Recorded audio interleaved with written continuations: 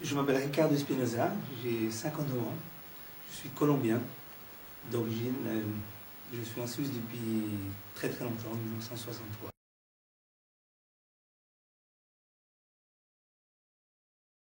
Alors, à l'origine, je suis informaticien, mais je n'étais pas totalement satisfait de ce premier choix, bien que j'ai travaillé pendant de nombreuses années là-dedans.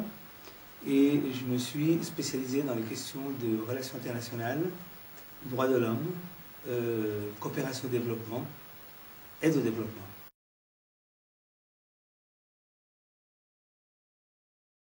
Ma mission est d'aider les ONG, la société civile, principalement les ONG, à mieux travailler avec les Nations Unies, à être efficace avec le système multilatéral, à utiliser particulièrement un statut, le statut consultatif auprès de l'ECOSOC, qui permet aux ONG, de manière officielle, de travailler avec le système, de collaborer, de participer et d'apporter leur contribution, leur expérience, leurs idées surtout, de manière à ce que les États membres, et nous, parfois les fonctionnaires, on utilise leurs compétences et leur savoir, et surtout leur vision du monde pour travailler avec le système multilatéral.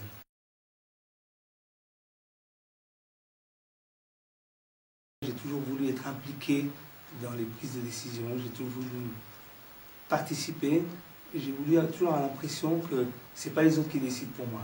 Je peux aussi, en participant, contribuer à changer le cours des choses. Et aussi le fait que, quand on vient d'un pays pauvre et qu'on a vécu dans des situations sans doute de modestie, mon père était un syndicaliste très engagé, très connu en Colombie, je pense qu'on devient un peu comme lui. J'ai voulu faire comme lui, aider à lutter contre les injustices et la pauvreté.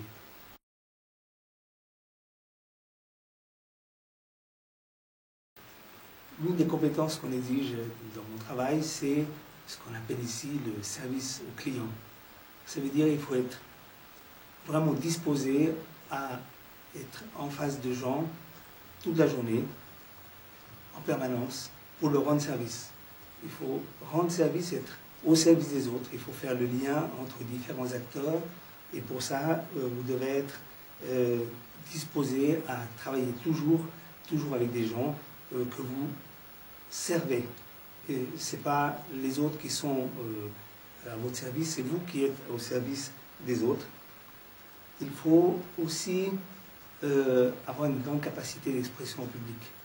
Donc, avec les langues, la capacité de s'exprimer au public, de faire des exposés, de s'adresser au public, d'expliquer des choses. C'est très important. Il faut aussi un grand sens de la diplomatie onusienne, la diplomatie en général, dans son sens général du terme. Il faut avoir le sens politique des choses, de ce qui se passe, des événements qui vous entourent. Quand une ONG agit, une ONG prend la parole, ou quand un État membre contredit ce que dit une ONG, vous-même, vous devez être à même de comprendre dans quel sens vont le cours des choses. Et puis, peut-être une autre compétence, il faut être très patient.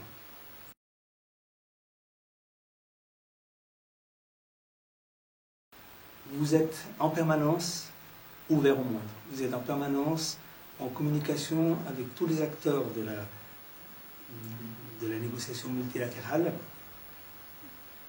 qui vous amènent les problèmes, mais qui vous amènent aussi un nombre incalculable de solutions. Et ça, c'est extrêmement enrichissant.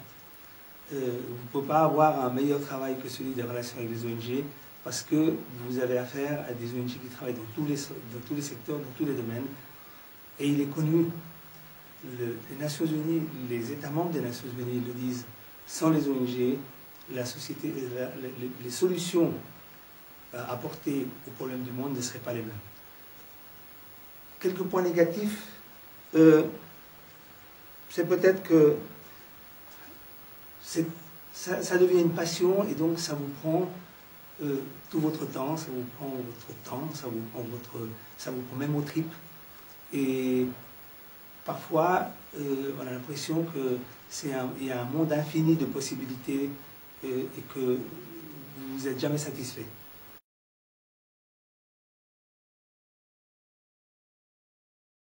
Je me rappelle une fois où j'étais envoyé en mission, c'était pas tout à fait dans le cadre des Nations Unies, mais c'était une mission dans le cadre de la coopération au développement. On m'avait demandé d'aller évaluer un projet d'aide à des populations pygmées au Cameroun. Et là, je me suis trouvé dans une contradiction particulièrement gênante. Parce que je voyais qu'effectivement, on peut vouloir aider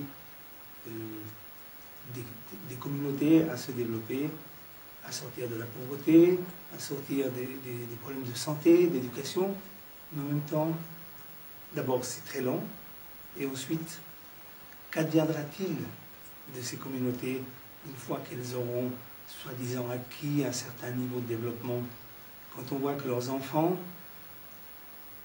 sont éduqués, oui, mais à l'école des Blancs, à l'école des riches, ou en tout cas à l'école des plus aisés qu'eux, dans une culture différente.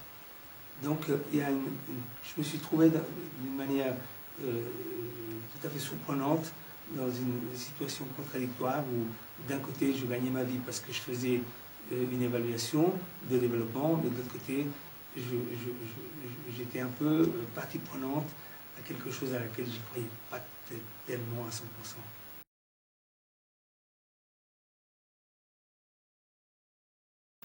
Genève, c'est le lieu sur cette planète, par excellence, où on discute, où on débat, où l'on se concerte sur l'ensemble des problèmes de l'humanité. Même New York n'est pas aussi important dans ce sens-là. Je ne dis pas dans le sens d'autorité mondiale. New York est quand même le siège des Nations Unies. Mais Genève a cet avantage, c'est qu'il réunit l'ensemble des acteurs de la communauté internationale qui discutent sur des thèmes les plus variés, qui ensemble arrivent petit à petit à contribuer à construire un monde différent dans un environnement, Genève, somme toute assez exemplaire, dans un pays, la Suisse, qui est lui-même quand même, pas parfait évidemment, mais aussi exemplaire en ce qui concerne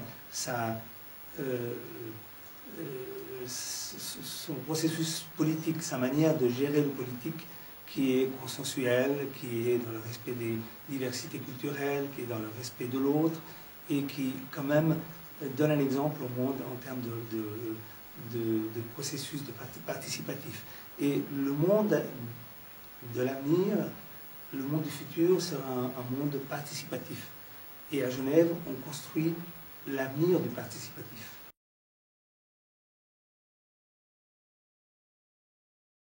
Il faut s'enrichir par la pratique, évidemment. Comme j'ai dit tout à l'heure, par l'apprentissage des langues, extrêmement important, plusieurs langues. Pas une seule, mais plusieurs langues. Il faut essayer d'aller sur le terrain, aller dans les pays, visiter, connaître.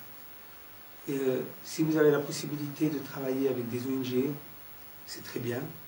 Si vous avez la possibilité de travailler avec un gouvernement, c'est très bien aussi. Et avec les Nations Unies.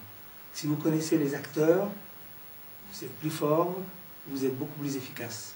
Si vous ne connaissez qu'un des acteurs, vous avez toujours l'impression que vous perdez de l'énergie, que vous n'êtes pas compris, que vous accumulez des frustrations. Donc, connaître le terrain, connaître les langues, connaître les acteurs, et avec ça, vous êtes paré pour l'avenir.